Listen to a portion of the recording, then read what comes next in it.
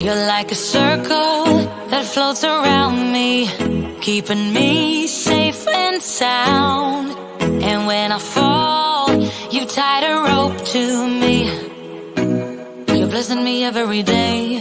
I was down with an illusion, like a sparrow with broken wings. But now I shine with your reflection on me. Hi, everyone. Welcome to Inclusion Unscripted. In today's episode of our live podcast, we're going to talk about elevating Black women's voices. But I'm not talking about us yelling in the arena.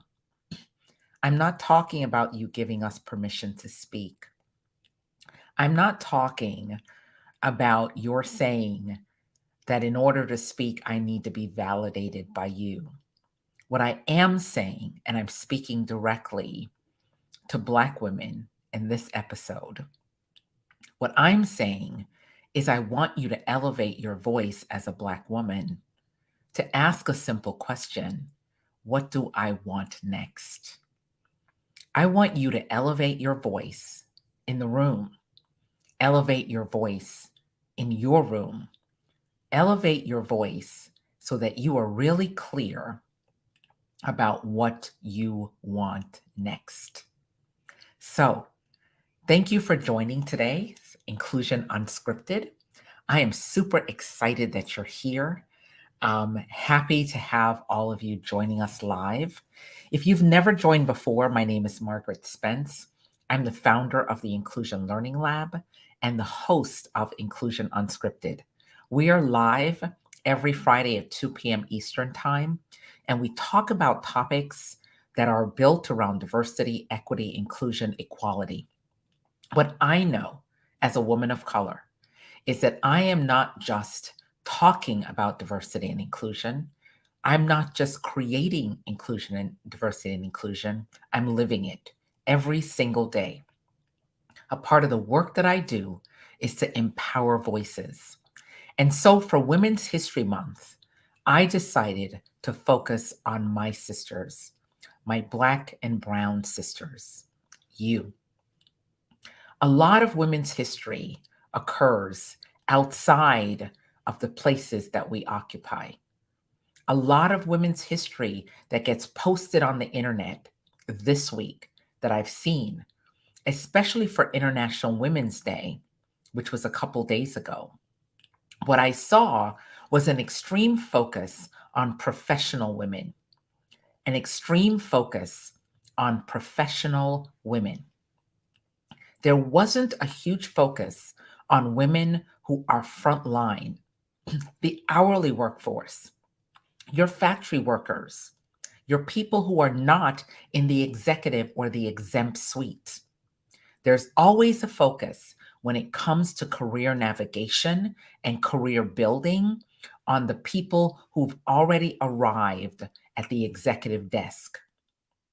There's not a lot of focus around the hourly employee, the employee who's in the trench doing the work in your organization, particularly the Black and brown women who are in your organization doing the grunt work, the work that is often invisible and missing from the development phase.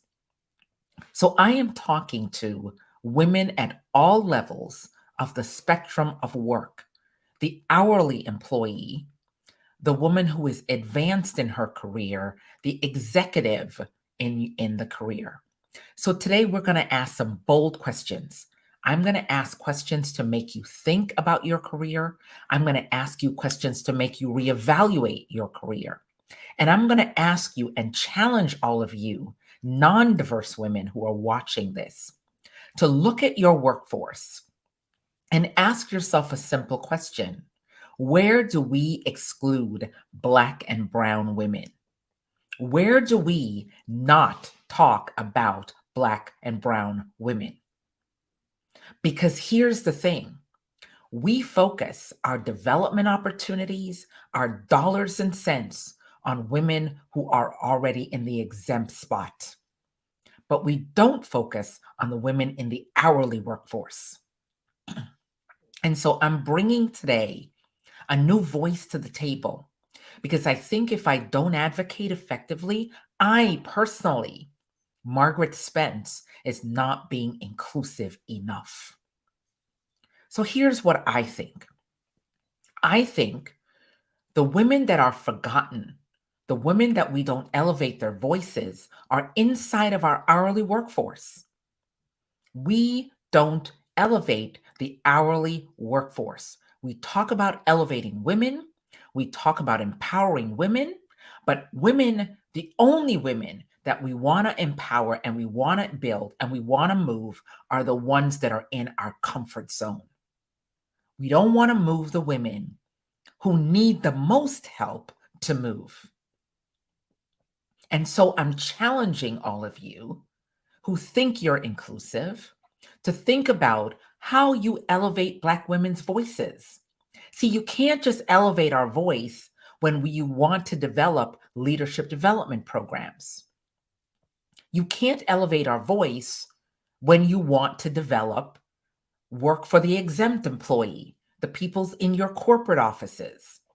When you think about elevating Black women's voices, brown women's voices, Latino women's voices, Asian women voices, I want you to think about elevating our voices at the most microscopic level in your organization.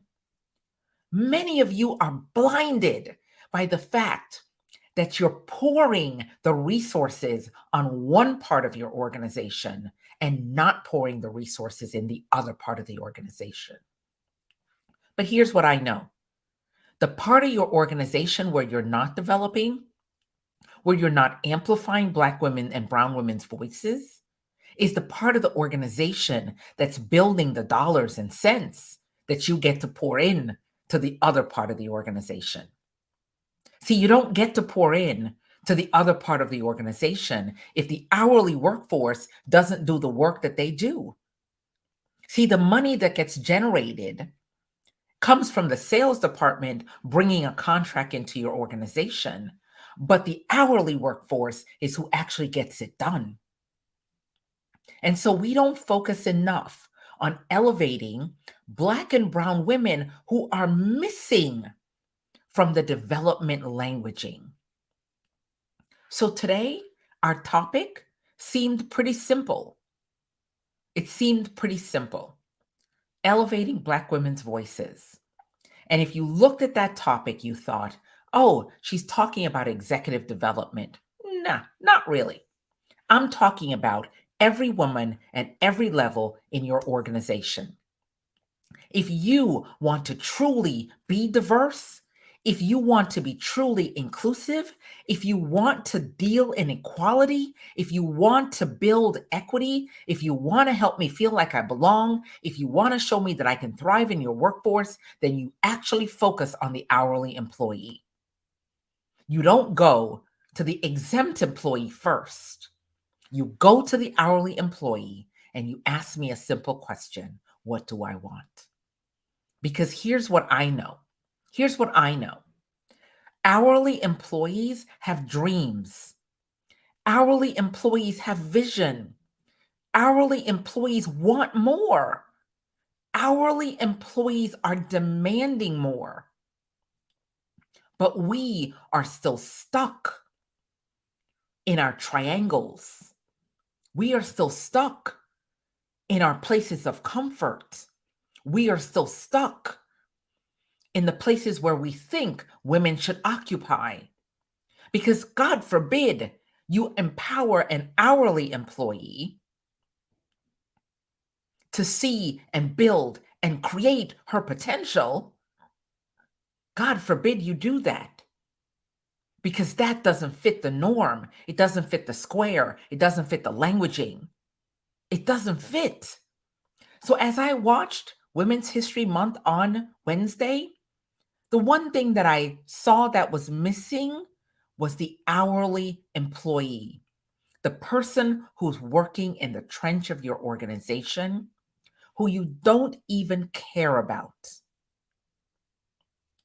who you don't even care about.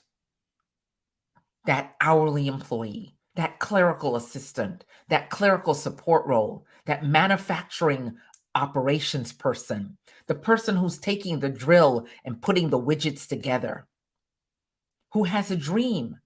That woman at that level has a dream for herself. She may even have a dream for her children. She may be carrying the dream of her parents. She may be standing on an opportunity that was created by an immigrant parent. See, let me tell you my story a little bit. My mother came to this country when I was a year old. She came here as a housekeeper to clean people's dirty houses and take care of their bratty children. She came here as a housekeeper and nanny. And for a year, she left her baby behind in Jamaica to come to this country to clean houses. I remember when I came to the United States in the early 60s, when my mother would go to Manhattan, to Park Avenue, to the places that she was working, and we couldn't go in through the front door. We had to take the underground service elevator. I remember my mother working for this extremely rich family. If I named them, you would be shocked. I didn't even connect until I was much older who they were. And they lived in this ritzy place on Park Avenue, this ritzy apartment on Park Avenue. And my mother was their housekeeper. And my mother would be doing their parties in the evening. So they would serve the parties and they would have my mother be the host. She would go into their kitchen, they would have their pre-prepared meals, and she would be passing out the trays to everyone. And my mother would bring me to that. And she'd bring a pillow and she'd sit me in the kitchen and she'd say, sit here quietly and read a book. It created my love of reading because I would sit there for hours. And my mother, the hourly worker, the domestic worker, would get on the train from the Bronx to Manhattan. And she would serve 100 or 200 people at these lavish apartments. She would have to go back to the kitchen and wash the dishes. And she'd go back to the kitchen and clean up after the party. And at 1 a.m. or 2 a.m. or 3 a.m., she would bundle me back up and we'd get back on the train and we'd go back to the Bronx. See, that experience is what allowed me to find my purpose now. Because I knew that if my mother could live that, no organization or person could tell me who I could become. No one could tell me who I could become. My father, who is 94 years old, worked on the World Trade Center. It was a basket of racism building that World Trade Center. Basket of racism.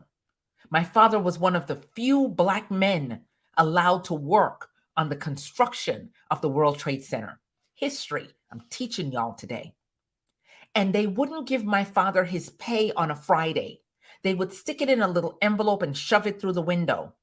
So my mother would have to leave her domestic job, get on the train, back down to Wall Street, to the Union Hall, which was above a funeral home.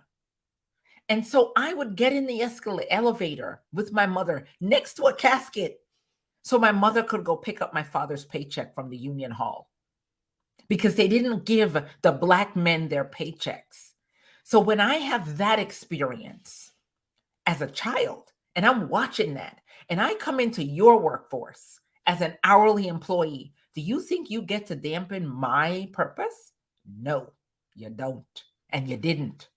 Which is why I told my boss at the time to go pound sand and die, and I started my own business. See, those are the stories that frame us. That's how Black people find our voices. But sometimes, Black women, talking to you, you forget your voice. You forget to find your voice. And so today, in this episode, I want you to get clear about what you want. I want to ask you the question, What do you want and why don't you have it now?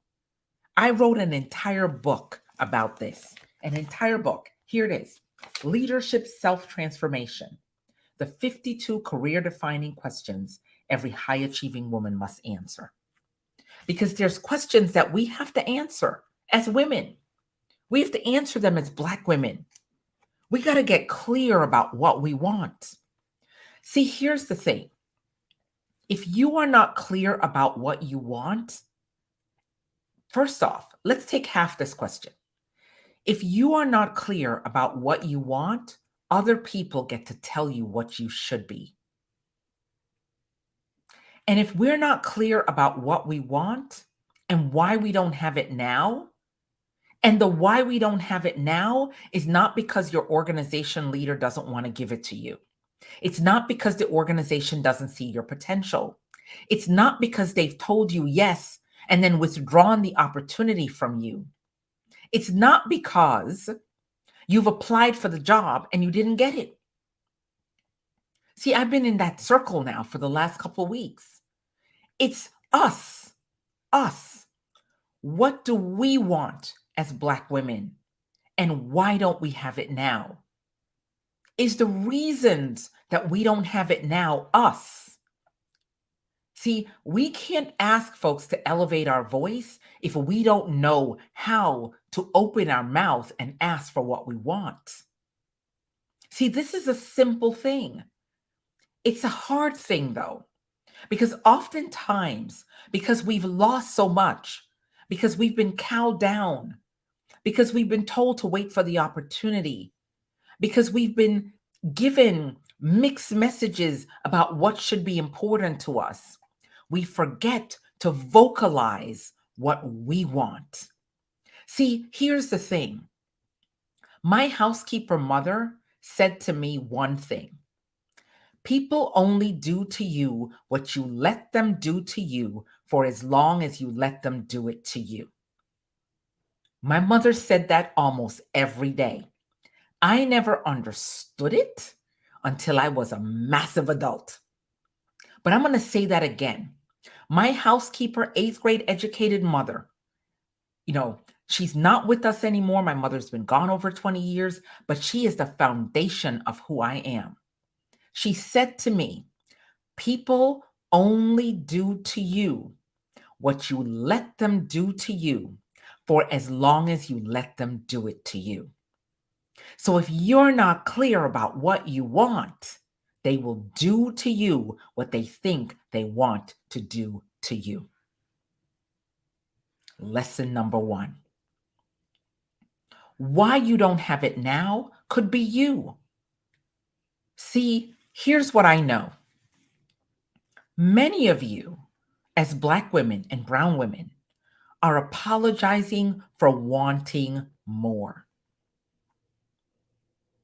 Let me let that sit for a second. Many of you are apologizing for wanting more. My sisters, my daughters, my nieces, I want you to hear this. Don't be sorry for wanting more. Our purpose in life is not to settle for what's been given to us, but to ask for what we want. Don't apologize for wanting more. Don't apologize because you didn't get more. Don't be sorry for that opportunity.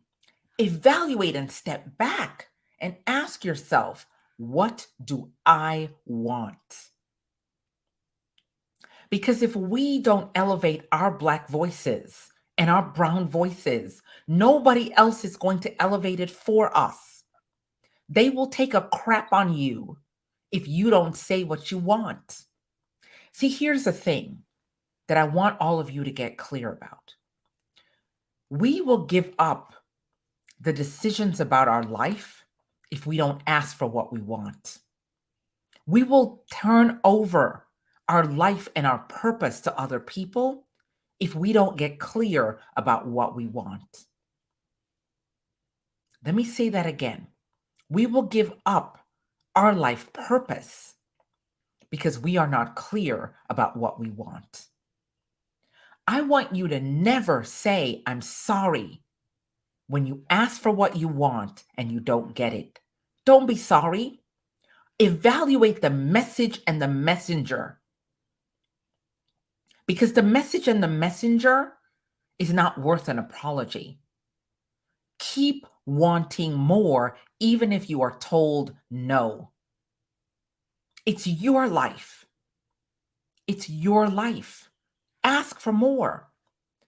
Many of you who are sitting in these mid-level leadership roles where they've given you your first promotion, they've said, oh, you're good enough to be a supervisor, so you can go from hourly worker to supervisor.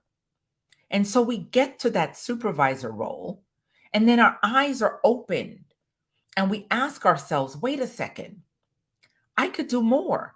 I want to go on to be a full-fledged manager. And so when you make that leap to become the full-fledged manager, they shut the door on you because they only see you as a supervisor. They don't see you as a leader. And it's easy for organizations who are doing diversity, equity, and inclusion to say, we got D&I, look over there. Margaret, she's a supervisor. She's a supervisor. It's also easy for them to say, well, we put one of y'all in leadership. That's enough. We put one of y'all in the room. Hold that place. Here's the thing. Leaders, Black women leaders who are placeholders in your organization, I want you to make sure that the place you're holding gets held for another woman of color. See, oftentimes when we land in the career process, when the organization develops our career, we forget who we are in the development process. So let me point this out. Women are not making progress into the executive suite. And when women get into the executive suite and we decide we want to leave the role we're in, most women do not groom another woman to take her place. Then the reason why we don't do that is because we are the most insecure creatures in the planet. We are insecure. We are threatened. We operate in a scarcity mindset. And because we operate on the principle of, if I tell my fellow sister how to get here, the pie won't get divided up enough and I will lose my big piece of the pie.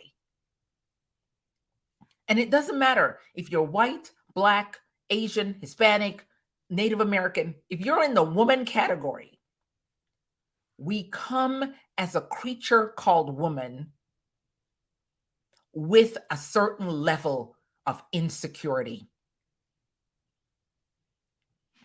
As us as women, in the place we occupy as women, we come with insecurity, and our own insecurity contributes to our bad behavior when we are leaders. And it stops us from bringing other women up the ranks with us. And so what happens is we'll publish some data that said we have 25 new CEOs of corporations that are women, and then 4 of them will decide to retire or resign, and they automatically get replaced by a man because we don't understand the assignment. Women, your assignment is developing your career, but your assignment is developing another woman so that she can be your replacement. And so the question I ask all the time is this. If you are a woman in a role, you are the only woman in the role, are you able to go into the ranks of your hourly workforce, your early exempt workforce, and pick out a woman that you think is such a diamond and groom her to replace you, but in addition, groom her to become your boss? Can you do that? as a woman. And I guarantee you, there ain't a woman alive who will answer yes to that. There isn't a woman alive that will say, I will groom a subordinate, a woman that is lower on the totem pole than me, to become my boss. And here's why: because you want to be the boss. And because you want to be the boss, you're not willing to see the potential of the women below you. And maybe there's a woman who's smarter than you, who's more educated than you, who would be a better boss than you. But because we can't be selfless, we are selfish, and we stop that woman's growth. And we as women do everything to disempower that woman so she does not rise above us. Oh, hallelujah. Today, I'm taking y'all to church. Yep, we're doing the church thing today. See, this is the truth. So when we elevate Black women's voices, we got to elevate and address all of our voices. See, I'm not here to sugarcoat how we elevate women's voices. I'm not here for us to sugarcoat getting clear about what we want. What I'm here to say to you is, when you get clear about what you want, you understand the assignment. See, you understand the assignment. The assignment is, who are you in your own career development? And who are you in the development of another woman? See, that's the assignment. When you figure out who you are in your own career development, you get to ask for what you want. You get to demand what you need. You get to get clear that if you don't get it where you're sitting right now, then it's time for you to clean up your resume and pack your little bags and move on. We as women cannot be more loyal to the organization than we are to ourselves. See, the question is, where are you as a woman? Where are you? Are you loyal more than you're self-serving to yourself? Are you willing to put your needs and desires into the back burner or flush it down the toilet because it makes your organization uncomfortable? It makes your leaders uncomfortable that you want more? Have they so demoralized you into thinking that asking for more is a bad thing? Let me give you this one. Let's stick a pin right here for a second. And my Jamaican Caribbean self is coming out now. Here we go, right? So we're gonna drop a pin here, right? Okay.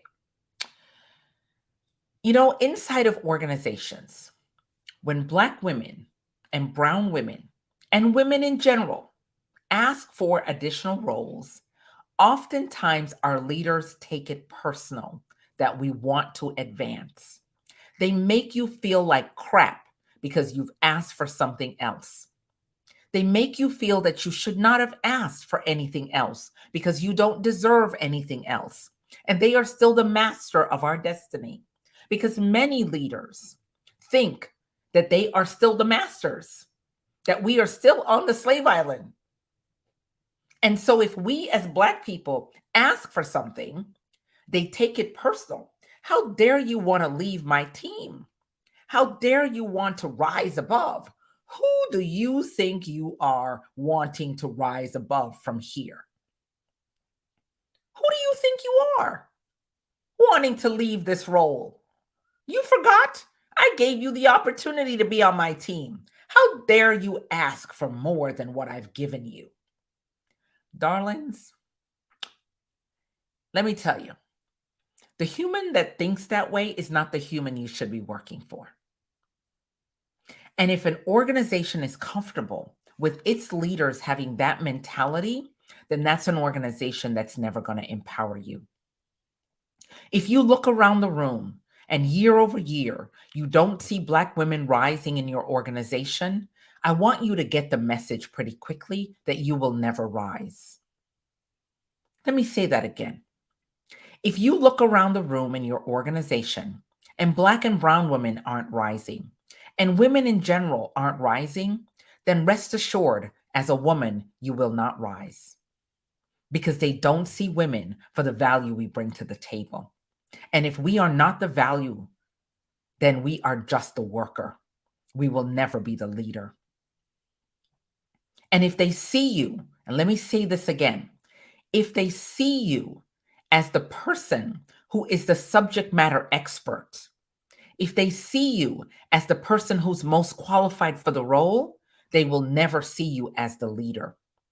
If they say to you and verbalize to you, and we have to be willing to hear what people are telling us because they are telling us what they're going to do, we just don't hear them.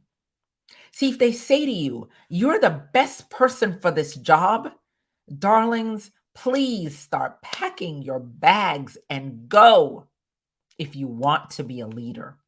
If you're comfortable being the subject matter expert, sit in the role. But the longer you sit in the role, the less equity you will create for yourself. See, the purpose of Women's History Month is elevating equity. And if we elevate equity, we recognize that equity comes with the organization pouring into us, that the organization accepting our skills, but also empowering our ambition. I say this again, many organizations want your skills, but they don't want your ambition. And we have to get clear about the fact that they don't want your ambition. Because if they wanted your ambition, they would create the opportunity for you to grow, for you to learn, for you to be ready for the opportunity when it falls in place. See, take a stop for a second. Another stick a pin in it, right? How are regular women, majority women, viewed in your organization? Is the language used to describe them different than what is used to describe you? Listen, ladies, my women of color, listen to what is being said. So the question is, where are you? Where are you in your career? Where are you in your mobility? Where are you in asking for what you want? Where are you in moving the needle for yourself? Where are you? That is the question. Where are you? As we move on to the label that defines you, what label defines you and why? See, as I said a second ago, if the label that defines you is I'm the best in this role, if the label that defines you is this is the best opportunity for you, if the label that defines you is you'll be next on the platter for the next opportunity, and if the label is I'm the next opportunity, or I'll be given the next opportunity, then recognize that that bar can be moved in any different direction. So in your career growth, in your process, what label defines you? Is the label passive? Is the label empowering? Is the label stuck? I want to actually read something from my book for you, okay? There are 4 types of career folks as women. They're climbers, they're hedgers, they're coasters, they're scanners. Okay? There's 4 labels that can be attached to you in your career. Climbers seek advice within their current company. They actively use strategy to help them advance within their career and organization. They actively politic to gain visibility and advancement opportunities. See, you could be a climber, and that's a good place to be. You could be a hedger. You seek advancement inside and outside your current company. You focus your energy on potential opportunities both within and outside the current organization. You hedge your bet to ensure that you're advancing and you're prepared to move if necessary. So you could be a hedger, which is not a bad place to be. But you could be a coaster. Coasters are inactive, with little emphasis on any tactic. They're least likely to be proactively managing their career, limited activity to advance their career. They're a single career strategy. I got hired. I'm hired. This is where I landed. Because I landed here, it's a touchdown on my plane. I ain't going nowhere else. I'm going to be a lifer, right? Because anything outside of this is scary. And I'm just going to sit right here. And then there are scanners. Scanners keep the pulse on the entire job market, right? They keep the pulse. They consult with others on how to improve their future work prospects. They conduct continual scans of the job opportunities that are available to them. They're always poised to change jobs. Now, to be effective, you need to be a climber, hedger, scanner, right? All three of those roles need to define you. They need to be the definition of how you manage your career. Seek advice within your current company, seek advice outside of your current company, and keep the pulse on the entire job market. Because if you get laid off, you want to be clear about where you're going next. Because here's what I know, having lived through 2008, 1994, 1989, 1983, all these job market dips that have occurred in my lifetime, right? If you're not prepared, you are unprepared. I did a program and still contribute sometimes. There's a gentleman by the name of Mike Powers. He's on LinkedIn. And Mike started this HR in Transition program. And in 2008, we were running HR in Transition. And the people who were laid off the most was HR people in 2008, 2007, 2009. And the people who had the hardest time finding a job were HR people because they were so tunneled. I am here for the organization. And they never lifted their head up to see where they were going or what they needed to do. And so when they got laid off, they were scared to death. So the question is, if you are proactively empowering and elevating Black women's voice, you can't be afraid to do that, right? And we as Black women, when we ask for what we want, we can't be afraid to ask for what we want. We cannot live in fear to ask for what we want. We got to be clear. This is what I want. What are the specific steps required to get this? I would like you as my leader to sit down with me and give me the list of skills and competencies that I need to have in order to be promoted. I want you to sit down with me and align my skills and competencies so that when the position opens, I am the only option for the job. I'm not the multiple choice option for the job. Let me say that again. When you're clear about what you want, when you understand why you don't have it now, and you seek out advice to make sure that you get it, right? When you seek out advice to make sure that you get it, you're very clear about a couple things. The alignment of your competencies. The alignment of your competencies. What do I need to move to the next level? Please tell me specifically, with actions, with steps, with process, with learning. Don't tell me you're going to get a position in a year. And when the year comes, you say, well, Margaret, I'm so sorry. You don't have all the skills, but here's some learning things you can go take to get the skills. See, before they set you up for failure, because they're setting you up for the no, Black women who were elevating their voices, get specific. Figure out where you're going and who you're serving.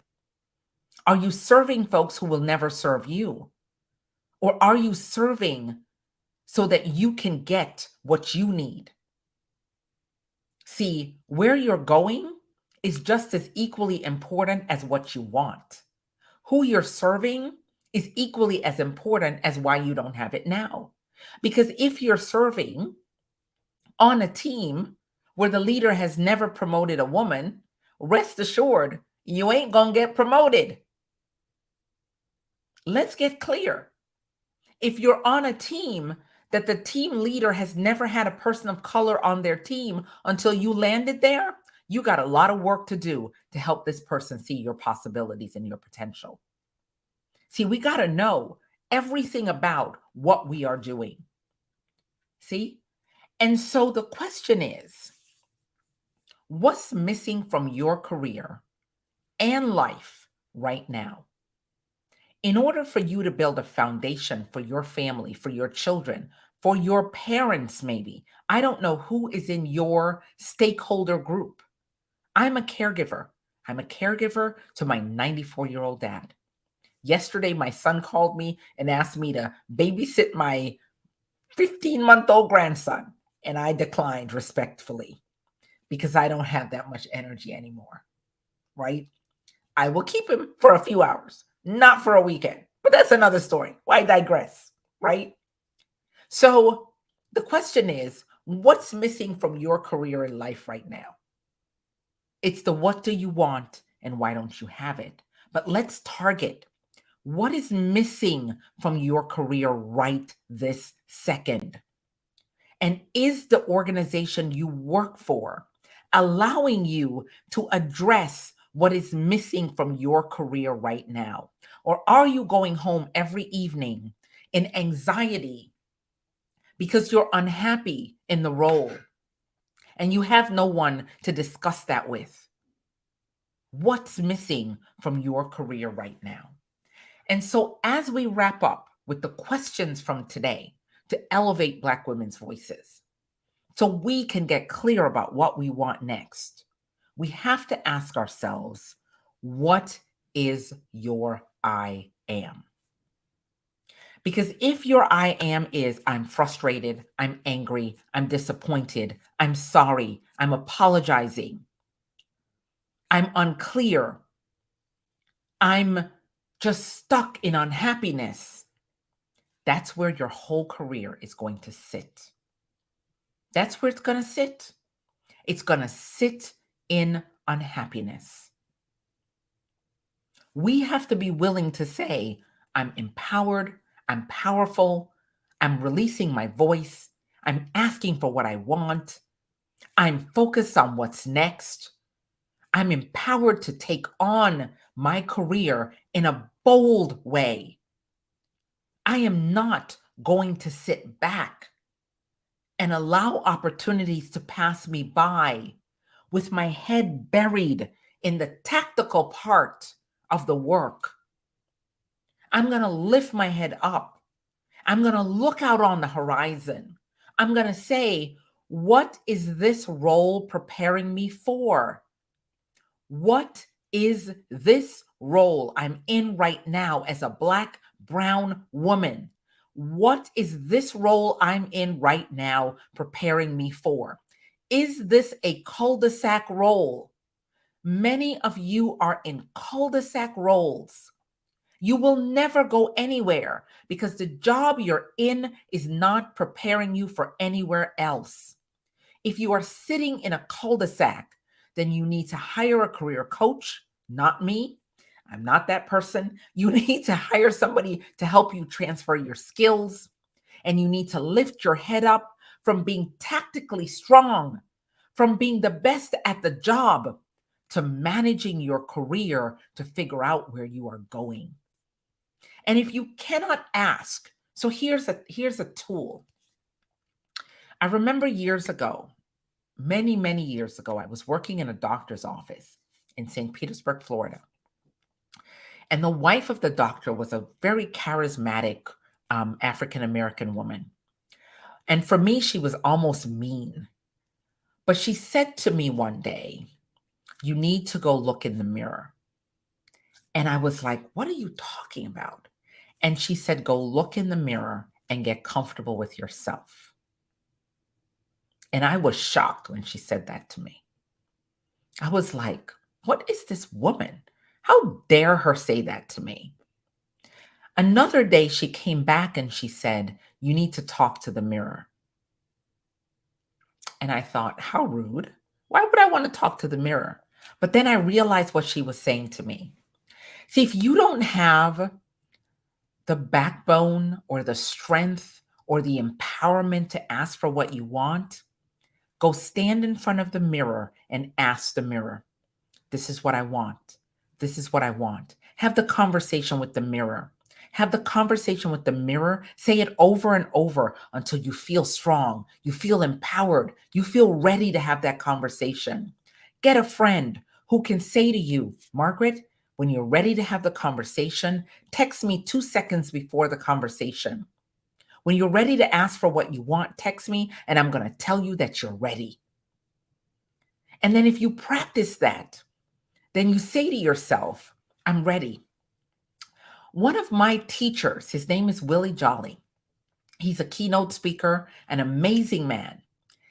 I met him one day, 15 years ago or so. And he said to me, Margaret, if you don't write down your goals and you don't look at them every day and you don't read them every day and you don't see them every day, and they're not in front of you, and the salary that you want isn't there in front of you, and if you haven't asked for it 100,000 times from yourself, you're not going to ever be able to go ask for it from somebody else. And I listened to Willie Jolly talk about that. And he said, write down the fees you want to charge. Write it down. Say it over and over and over and over and over again in the mirror. And once you've said it enough, you're comfortable saying it and nobody can change it because you know what you want. So I challenge all of you today as we wrap up Inclusion Unscripted.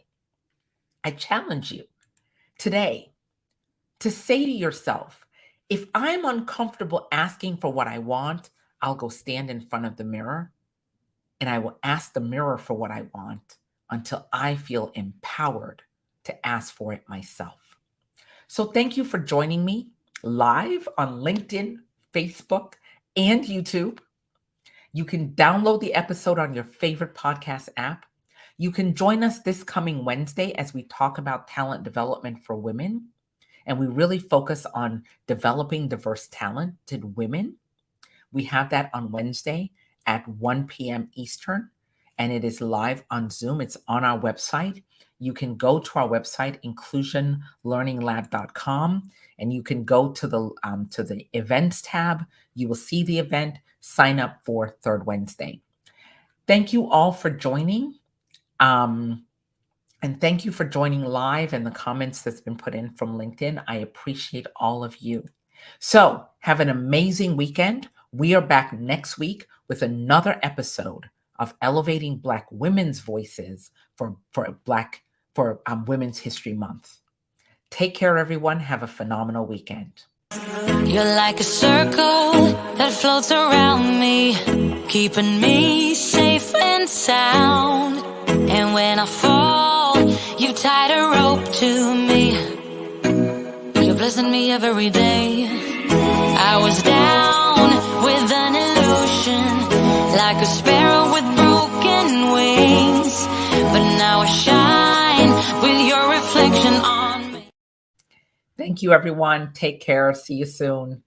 Thanks again for joining us today. And tell a friend about our live cast and listen to the recording and share it on your social platforms. Take care. Bye-bye.